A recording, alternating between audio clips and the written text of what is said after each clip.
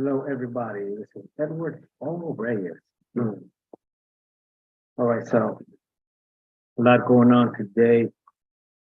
So much going on today. I'm just going to just do a little prep here. Today, we're going to go over. Hello, everybody. Edward. Oh, see, I was waiting for that.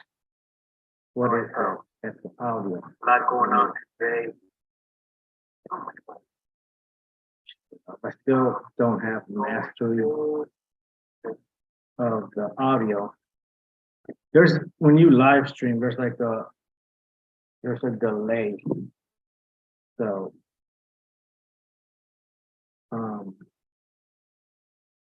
yeah, I'm trying to get a hold of that. Trying to get a good grasp of that. But anyway, yeah, today I do want to share with you guys some tips on how to organize the freedom of speech, content-based versus content neutral. There seems to be a lot of confusion about that. The good news is that when it's content based, there might not be a need to go into a thorough discussion on time, place, and manner. Can you discuss it? Sure, you can discuss it. Briefly, I do want to talk about that. Am I going? Okay. So just give me a second, please. Make sure that all these settings are correct before I share my screen. And again, I do want to thank you for sending me your essays. I do appreciate it. I am trying to go through many as I can, but sometimes it's just difficult as far as like the logistics. So I decided that what I'm going to do is I'm going to just start live streaming just randomly. Not randomly. I'll try to have like a fixed time. I'll try to have a fixed time. And yeah, I know sometimes everyone is busy, especially with bar candidates preparing for their exam. I get it. So that's why I like this live stream because it gets recorded and I don't have to edit. That's the best part. I can just skip the whole editing thing. So let's go ahead and look. I'm almost ready to share my screen. Okay. So I do want to start off with the question. Share screen. Second here. There we go. Share screen. All right. So I don't want to go in detail. Let's go. What I want to do is I just want to highlight like the main point. Okay, so call question number 1. By the way, this is question 2 of the July 22 California bar exam. Can you go ahead? Let's see if I can. Yeah, I'm going to increase the slides here. Look at that. Wonderful. So hopefully everybody can see this. It says, what arguments can Paloma make in support of the First and 14th Amendment claims? They got it. And then call question 2 for either or both of district's arguments in support of its motion to dismiss. So you have some motions there. We'll get into those motions. And we'll to dismiss Paloma's lawsuit, and will they be successful? Discuss. So let's just go ahead and just touch on these facts very briefly. So you have the state attempting to reduce gang violence. Okay, so you have some recent there, right? After consulting with local law enforcement, district has determined that most violence results from confrontations between two gangs. As a result, the district has adopted the following rule. Okay, so what are they going to say? That covers all high school students. No students shall wear any label, insignia, words, color, signs, or symbols that reflect gang-related activities. Students violating the policy will be immediately suspended or expelled from school. When I see that here, like, what is the state saying? Okay, I pay very close attention to that. Hopefully everybody can hear me. Let me check my settings. Give me a second. I'm gonna stop this sharing. I'm gonna go to Zoom. let's see, just let me make sure that I have the microphone on. Okay, the microphone is not on, so I'm going to plug it in. It'll sound much better, but I will lose sound. Okay, let's see now. Okay, give me a second. Microphone on. Abracadabra. Okay, the microphone is not on. Okay. Okay, here's the microphone. Now it should be on. Speakers, that should work as well. So I do apologize for that interruption, but I'd rather have the the audio and the speakers working properly. Okay, so now let's return. I'm telling you, this new technology here, it's nice and everything, but it's just a little tricky sometimes, especially for lawyers that don't know much technology like yours truly here. Okay, but okay, let me go ahead and share my screen again. Give me a second here. Share my screen. Okay, so this was a little bit tricky, you guys, because a lot of people, right, they focused on symbolism. Do we have symbolic speech here? But what they're saying is that, right, they're making sure they're making context, words, but they're also mixing in symbols, right? So is it symbolic speech? Is it content based? Right? It could be a little bit tricky. So you do have to pay close attention to that. Okay. Now, for several years, okay, Paloma, okay, and her small tattoo. Okay, on the wrist, self-expression as a peaceful person. She has never been associated with any gang. After learning of the tattoo, district officials described it and said it sounded like a West Sider gang symbol. Okay. Now she was suspended, and then for the last 10 days of school, after she refused the district's request that she either wear long sleeve, the longs to cover it or have it removed. Okay, so she's refusing. Now she's graduated and attending college, and now she's brought action against the district based on First Amendment and 14th Amendment grounds of the U.S. Constitution. Now the district has moved to dismiss. Let's just move this as moot on 2 grounds, because she is no longer a high school student and because the district has now redefined gang-related activities in its rule in a manner consistent with state X criminal code. So let's go ahead and grab the sample answer that we are going to discuss. Give me a second here. Okay. I'm using here it is. Found it. It was right. It was the first layer on top.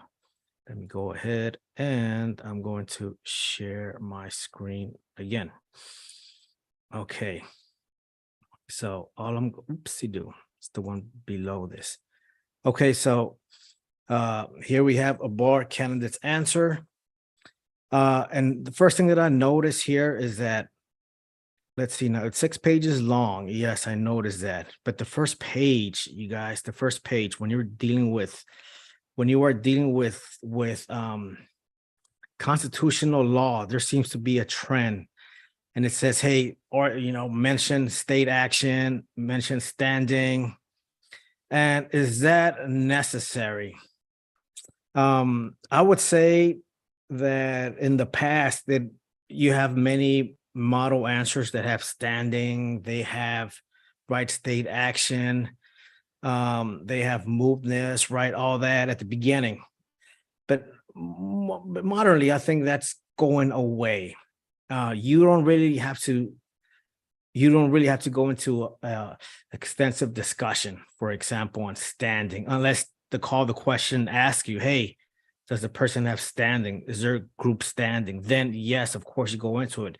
But if they don't ask you, then you're just kind of wasting time there. State action, if you want to mention it, fine, mention it. but if it's not, if it's a minor issue, just quickly address it and move along. Let's see now. It says state action. For an individual to bring an action, there has to be state action. Okay, great. This means there should be government involvement and traditional government functions should have taken place. So I like the quick element plus because plus facts. Just go into it quickly. Okay, here, public school district in state X has taken an action against Paloma. Okay, fine, great. Okay, now what does it say? A public school is a government entity. There you go. Therefore, there is complete state action taken in its place. Okay. So again, I just like the quick discussion here, right? If you have to use 2 sentences, that's fine. At the most, I think, right? Quickly discuss it, just in and out. You're in, and then move on to the next issue, standing. I like the headings. I will not have discussed standing if I did. No, I would just, it has those 3 elements. All right, I would just skip it because there's just so much going on. Okay, so I'm not even going to focus on standing. Let's just get, and also, right, what happened here was that there was a motion to dismiss, and they're not saying that the person that Paloma lacks standing, right? They're saying, hey, look, it's moot, but it's not based on standing. So that should have there's no reason why the person should have gone into a long discussion on standing. Okay, let's keep going. Oh, okay. If you want to discuss standing, you could just say there seems to be no standing issues here and continue, right? That way you let the grader know, hey, look, I'm aware that standing could be an issue, but just not here. And just move on. All right, I think that's the safest approach. First Amendment. All right, here's where it gets, here's where, all right, you get the point. Now, the U.S. Constitution guarantees each and every citizen of the country with free speech. Okay, but of course, that does not mean anybody can say. Okay, let's keep going. Free speech should be used in a manner which does not incite any issues with that speech and hence should be made conspicuous. Any regulation of free speech should have an important legislative purpose. Okay, so I would really, okay, this rule statement seems vague, right? It seems out of the ordinary, non-standard. I would just go straight into content-based versus content neutral. You see that? So here the writers, right, providing excessive content, but there's no time, you guys. So, but let's go here, content-based versus content neutral. So here we go. It says, whenever there is a regulation upon any speech, it has to be ascertained whether that speech is either content-based or content neutral. Right, that's correct. If the speech is content-based, then it will be assessed solely by applying the hardest strict scrutiny, meaning it will be regulated only if the government has compelling interest, state interest. Okay, so then you go into the rule, right? Content neutral. I mean, for content-based, strict scrutiny is required, right? But here it just seems like, then look at this. Okay, this is good up to this point, right? We're talking about content-based, strict scrutiny. Okay, great. Rule statement. That's what I see. Then it says if the speech is content neutral, then it has to be subject matter neutral and viewpoint neutral. Okay, so you see what's going on there? It just seems like they're lumping the issues and the elements. All right, so right away I'm thinking, oh no, that's what I'm thinking, you guys. Oh no. Okay. Now it says here, then the person goes for an analysis, right? The speech is symbolic. The speech is symbolic and about P wearing a tattoo. So what is that? It's a conclusion, right? It's conclusory because remember, E plus B plus F. Like I always say that element plus because plus F. Right. Hence, the speech could be said to be content-based. Okay, so let's look at this a little bit closer because now I'm confused. Is the person analyzing content-based or content neutral? What I would have done here is I would have said, okay, the discussions now follow, and then I would have had a heading for content-based. content-based requires strict scrutiny, least, right? All that, all those words. Okay, that rule statement, and then you go into your analysis. But here, I'm not sure if they're going to analyze content neutral or content based. You see how that causes confusion? So use headings, you guys, use headings. Okay, so here the speech is symbolic and about P wearing a tattoo. So, Jesus. Okay, so the analysis, I think they could have expanded upon the analysis a bit more. I'm not liking this. Right here, it's based on the content is being regulated because you see that. Use the elements, you guys. Use the elements. When you have a rule statement, use the elements. See which element you like better. Is okay. Here it's content based. I like content based. E plus B plus F, right? It's content based because they are regulating the words. They're regulating symbols on clothing, whatever the facts state. Okay, and even on the person, a tattoo. Okay, so state that it's based on content. So the speech could be content based. Okay, so that's the very thin discussion on content based. And then they go into designated public school. Okay, so here's where a lot of bar candidates run into some kind of wall there. All right. It says it's important to ascertain what form is regulating speech because the level of scrutinies are vastly different. Public forum. Okay, so you see how it's not organized, you guys. So let's do this. Let me go ahead and just verbally explain while I try to see if I can look at my notes here and grab grab a visual here. But for content neutral content, when it's okay, let's start with content based. When it's content based, you do not need to go into time, place, and manner. You don't need. Let me repeat that again. When it's content based, you do not need to go into time, place, and manner. Why? Why is that? The reason being is because time, place, and manner, that's an analysis for when the speech is content neutral. Do you guys see that? When it's content neutral and then you discuss time, place, and manner.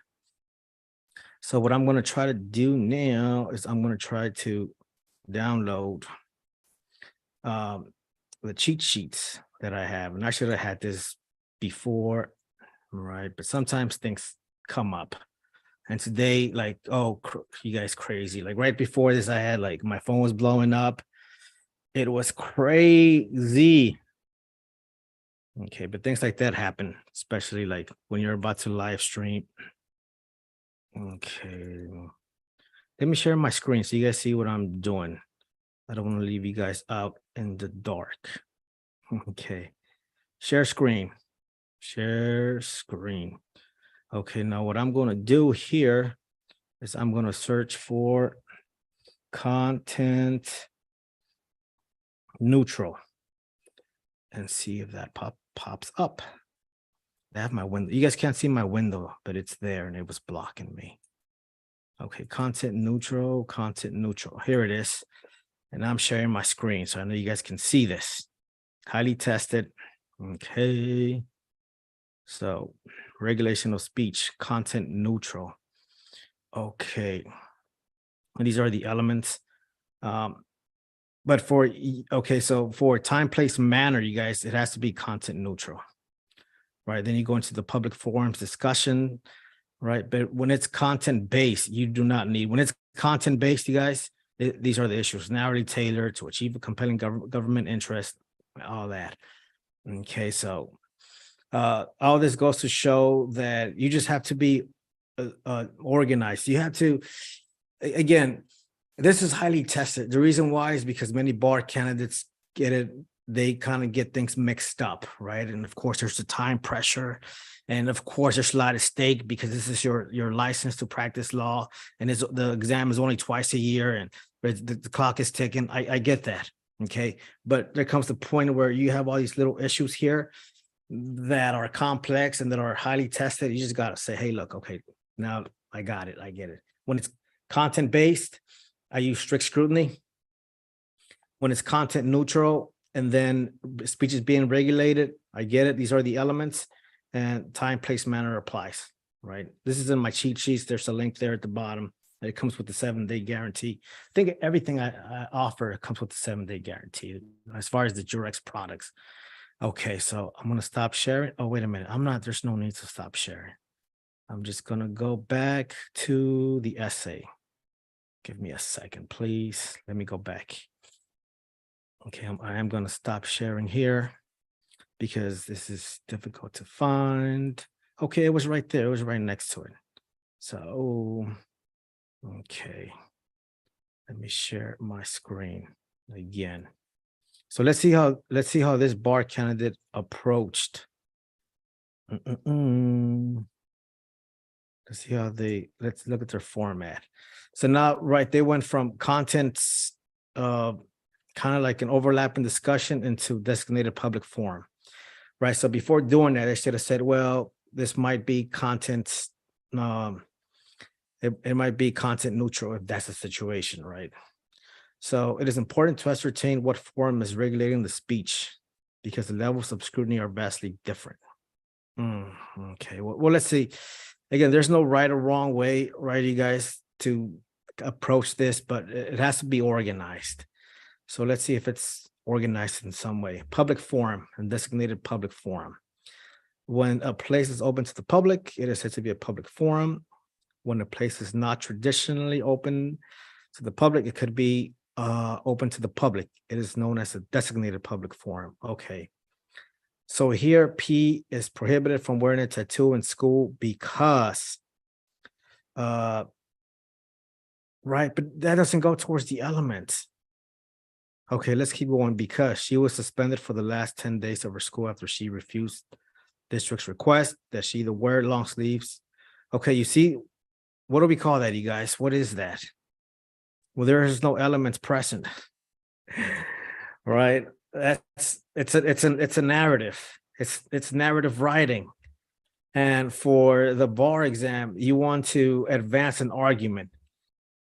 And you use element plus because plus facts. And of course, I have that in my ebook, right? I also have a link to that. Chapter 3, the analysis, right? You want to find the element in your rule statement, and you want to give reasons why it's present or why it's not present. But here there is no element that's present. It's mostly the facts. So okay, then they go into TMP again. And I'm saying again because this is part of TMP, right?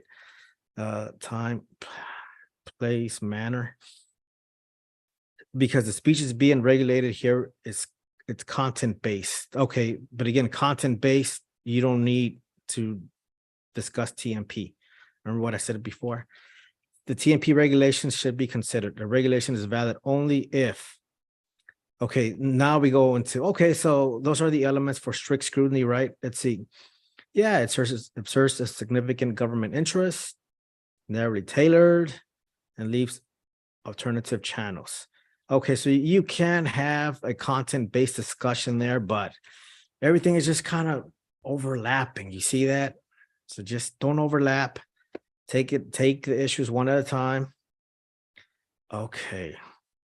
Now let's see. It says here the ordinance or the rule says no students shall wear. Okay, so right. What I like to do is I like to say, hey, look, I like to start off with the element first, because that gives the impression that you know what you're talking about, right? And that you're on track. You're not going off left field talking about something else. It says here, the ordinance or the rule says no students shall wear any label, insignia, words. Okay, students violating the policy will be immediately expelled. Again, no element. What do we call that? It's narrative writing. Therefore, it does not look like it's adherent to the TMP rules and it is a lot broader and stricter than it should be. Okay, so it's not adherent to the TMP rules. Which one? Right. Use the element, you guys. Use the element. So here, right, you could have had points based on content based, content neutral, but the element is just not being discussed. Okay, symbolic speech. So again, okay, so before I go on to symbolic speech, here's what I would have done to discuss this. I would have said, and let me see if I can refer to the cheat sheets here. Okay. I would have said, hey, look, this is content based because they are regulating, right, the words, and they're regulating the type of tattoo. So it's overly broad, and right. So it's the content they're regulating, right? Because they're against gangs and all that. The reds and the blues, I don't know what they call them. And then I would go into, right, the strict scrutiny discussion. I would mention strict scrutiny. And then since I feel that it's not so much content neutral, I would briefly state that I would say here the state, the school, the district might argue that it's content neutral and that they can regulate it using time, place, manner. However, as discussed above, you see that it's discussed above. It's the speech that they're regulating is more content based. So this argument would not succeed. So there you right, maybe take a couple minutes, even less than that, and just move along. That lets the grader know that you're at least recognizing that there is another potential issue. All right, and you move along. And then symbolic speech. Okay, so let's see what is said about symbolic speech. This kind of speech should suppress speech not more than necessary. The regulation has the strict scrutiny test, and government should have a compelling interest to impose the regulation. Okay, I got it, right? And symbolic speech, usually many times it applies when there's some kind of religious symbol, or not necessarily religions that you're familiar with, right? You might have a religion that is not too common, like they worship the star. Okay, something like that. Okay, but let's go ahead and look at the analysis. Here, P wants to wear a tattoo, and the school has suspended her for wearing one and asked her to get it removed or wear long sleeves. The plaintiff, Paloma, may argue that she has no history, not that she intends to be associated with the gang whatsoever. Okay, great. But again, you see, guys, what's missing here? The element. You guys see that? So it's more of narrative writing. So avoid narrative writing. Avoid it. It's January. Okay. So focus on that, you guys, because so what if you know the black letter law, you know it thoroughly, but if you don't know how to analyze, you guys, you're not gonna pass. So I want you to focus more on writing in that lawyer-like manner, and I'm showing you how. And also notice I haven't seen a counter argument up to this point, right? We're already on page 3. I want to see at least 2 counter arguments. How many? At least 2. Okay, let's continue. She prefers to wear the tattoo because she can express herself better through the same. Again, no element. There are many symbolic acts protected by the First Amendment, such as protesting, holding placards, burning them. Okay, I get it. Okay, wearing a tattoo is the least violent of inciting acts or showing an expression. Again, right, focused on your elements. And it's not there, you guys. Significant government interest. So are we going back to discussing strict scrutiny? You see how I'm confused? I thought that discussion was over. Okay, so you should have had significant government interest unless you're discussing that under symbolic speech. Okay, so P may also argue that by wearing the tattoo, she is in a way advocating for peace and tranquility, which is a good sign of the speech. Again, narrative writing, because there's no element. She does not intend to fight with anyone and wants to convey through the tattoo that being peaceful always helps, rather than fights. P may argue that the school should start looking at wearing tattoos. Again, you guys know there's simply no element there that advances the argument. Narrowly tailored. Okay, however. Okay, so that word, however, right? I like to use it as a counter argument. But notice that it's a counter argument. So there has to be an argument present there in order for there to be a counter argument, right? So let's see what's going on here. Okay, however, the school may argue that P was given an option of wearing long sleeve clothes, which will only hide her tattoo during school hours. P is free to flaunt or show her tattoo outside her school. And by saying this, the school may argue that this is a good TPM restriction because the only time she cannot wear the tattoo is during school hours. Again, narrative writing. I mean, you mentioned an issue there, time, place, manner. That's another thing, you guys, between issues and elements. Know the distinction. When you analyze, you don't analyze the issue. You analyze the elements of that issue. You see what I'm saying? You don't analyze time, place, manner. Even if this was the correct analysis, the correct issue to analyze, you would say, well, here it's public forum because they're, right? It's public because they're in the park, right? So you're analyzing the elements of the issue. But when you analyze a broad issue like TMP, that's usually not proper. And of course, you have this one narrowly tailored to serve that interest. Sometimes the issue could be the element. Here it's narrowly tailored because the state has stated that there's no other options, something like that, right? Based on the records. Okay. Discuss the elements of the issue. If the school's argument is taken into consideration, so again, it's just too broad to discuss, it's to focus on. If the school's argument is taken into consideration, it may seem that they have a point. Okay, so again, use the elements. Usually wearing a tattoo is considered to be a sign of carefree attitude and sometimes a violent personality. Also, when one is at school, the attention, see, narrative writing, you guys, narrative writing. Therefore, so this is the conclusion. Just hiding the tattoo for a couple of hours at the school is not a big compromise. It's narrative writing. I mean, it would be great if they said, hey, look, write a settlement letter and see if we could settle out of court. Great. Then you go into right, focusing more on the public policy, right, that could result. But they're not asking for a settlement letter, right? Leaves open channels, alternative channels of communication. So here, by the time I get here, I'm thinking, are they discussing symbolic speech or strict scrutiny of content-based speech? I'm not sure. Okay, so the school may argue that P is not completely barred from wearing her tattoo. She can do so outside of the school. Okay, so it seems like they're discussing alternative channels, but you have to mention it. That's why I always advocate element plus because plus fact. Additionally, the school is not exactly a pure public forum. Overlapping. You're going back to public forum. And it's a designated public forum, which means the school authorities have a slightly higher right on who can enter the school and how. P may counter argue that she needs to feel free even when she is at school. She should not have restrictions on her imposed at all. Okay, I like this. P may counter argue. That's fine to introduce a counter argument. But what element is being discussed? You see that? There may be other.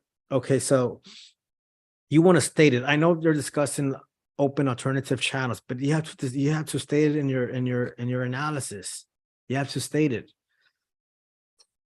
I mean, a grader might say, hey, it's discussed there. Another grader might say it's not discussed in the analysis. So why leave it up to chance? Just write it in. Okay, and write it in your counter argument as well. Okay, there may be other ways in which there could be a middle ground so that both the parties can have rights and freedoms. For example, on certain days. So okay, so on certain days, P can wear short sleeves, but on some days she might be asked to wear long sleeves. Okay, again, this sounds like a settlement letter. Okay, like an offer to settle. Also, tattoos, which are birds or creatures signifying peace, could be promoted. It would be good. Okay, usually members of the gangs wear tattoos. Okay, so by the time I get here, it's already like, where's the argument heading? You guys can see that. However, okay, counter argument, such regulations are close call and court may be able. Okay, there's no conclusion there, so, right. Okay, so vagueness, overbreath, prior restraint, great issues to discuss. You want to include these. Let's go ahead and see how they're approached. Of course, I am looking for the element to be discussed.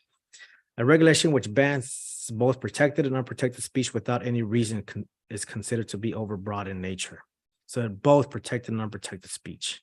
Okay, here, since all forms of labels, okay, have been banned, they could be safely considered that the regulation is overbroad. You see how they're discussing the issue overbroad? They should have said, hey, look, here the ban covers both protected and unprotected speech because they're using, sure, gangs, right, symbols of gangs, but also like neutral like symbols like words and birds, right? Then you're advancing the argument. But here you're discussing the actual issue overbroad. Do not discuss the issue, discuss the elements of the issue. Therefore, P may assert the argument before the court strongly on the basis of overbreath. Prior restraint. Okay, three-part test, irreparable harm, narrowly drawn, determination on validity is sought. Okay, P may assert that having a tattoo is not irreparable harm. Okay, so the prior restraint, because of late everybody knows and understands when tattoos are and people are mature enough to understand between good and bad tattoos. Okay, the determination which is sought on tattoos is incorrect and compromises on the freedom stated above. Okay, that's actually, I mean, they discussed the element. That's actually good. That's actually, I mean, it's in line with the proper analysis. That's what I'm saying. Discuss the elements. They have because, and then they go into the facts. Good, great. That's how you should write. You should write more like that. Okay, due process clause, substantive due process. Okay, let's get into that really quickly. Should be given the opportunity to be heard. Life, liberty. Okay, P wearing a tattoo is compromise on her liberty to wear the same. So when you talk about substantive due process, all right. So let's see how they analyzed it here. Life, liberty, and property. Here, P wearing a tattoo is compromised on her liberty to wear the same. Okay, so what do we call that? It's conclusory. Why? Element plus because plus element. The element plus because plus the facts are missing. So this is a conclusory statement. Okay, procedural due process. There should be proper hearing based on merits by an unbiased judge. So what's the rule for procedural due process? I like to use CAMPER. What does CAMPER stand for? Contraceptives. What is that? Abortion, marital. What does the M stand for? CAMPER, marriage, P. I forgot. They're in the cheat sheets. But anyway, yeah, you want to go in with the right with the solid rule. Here, P deserves. They're probably running out of time here. That's what is happening. Why? Because of the first page. Look at the first page. I'm gonna show you guys the first page. Look at that. Look at the extensive discussion on standing. Oh, that just hurts. There's no need. Sorry if your eyes hurt because I'm scrolling down. Okay, let's go on to equal protection clause, rational basis. Okay, equal protection, rational basis. Conclusion. Okay, P may be able to support her argument. Okay, I'm being vague, overbroad. Okay, and improper. Okay, got it. Okay, so at least they have a conclusion. Okay, but your points really are at the part where your analysis is found. District's argument in support of its motion to dismiss P's lawsuit mootness. when there is no live controversy, got it, okay. However, it may not entirely be moot because it is capable of repetition yet evading review. So they pinpoint the exception, which is fantastic. Great job. Here, the school moved to dismiss because she no longer is a high school student. Okay. It could show up again when she will be in college. Great use of the facts. You see that? Great use of the facts. Fantastic. Okay. Let's see. District not redefine gang-related activities in its rule in a manner consistent with state ex criminal code. Okay, so they're going on to the next call to question. But here I can tell they're running out of time. Right. So again, you want to implement timing techniques. I can see that it didn't happen here. All right. Okay. So it says here P is done with school and entering college. So the same rule could be applied to college, which means it is capable of repetition. So they're clinging on to that element. That's fine. Right. So it's just a very narrow discussion. Okay. So yeah, they're running out of time. That's what happened. Conclusion, none of the district's arguments in support of its motion to dismiss. Okay, so they go on to state a conclusion. So I would grade this. I would give it between a 50 and a 55. Why a 55? Because I'm left with a good impression. This leaves me with a good impression, right? Mootness. It's they have the exception. It's capable of repetition, yet evading review. But another bar grader may give it a 50. So, right.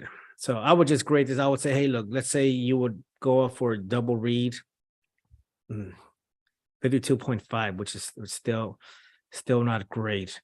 Okay, so hopefully I don't mean to just say, hey, look, you should do this, you should do that. I don't mean that is not my goal here. My goal is for the bar candidates to say, hey, look, oh yeah, look, I might be doing that too. And maybe that's good, but maybe I'm not. Maybe it's bad. Right. So maybe I need to focus on my analysis. And that's what I want you guys to do. I want you to focus on your analysis. And yeah, what I'm going to do here, what I'm going to also include in these live streams, because I have received positive feedback. So I'm really wanting to do more of these, and I enjoy doing these. I'm going to open the second part of this to questions. So if you guys have questions from past California bar exams, feel free to just ask me here, or if you want to send me an email before the live stream starts, that's fine as well. Or if you want to jump in here and do right on the live chat, that's fine as well. So I do want to be accessible. Okay. And I do want to help out. Okay. All right, you guys. So with that said, keep submitting your essays to me, and I will do my very best to get to them. All right. So I wish everyone all the best. Have a good day.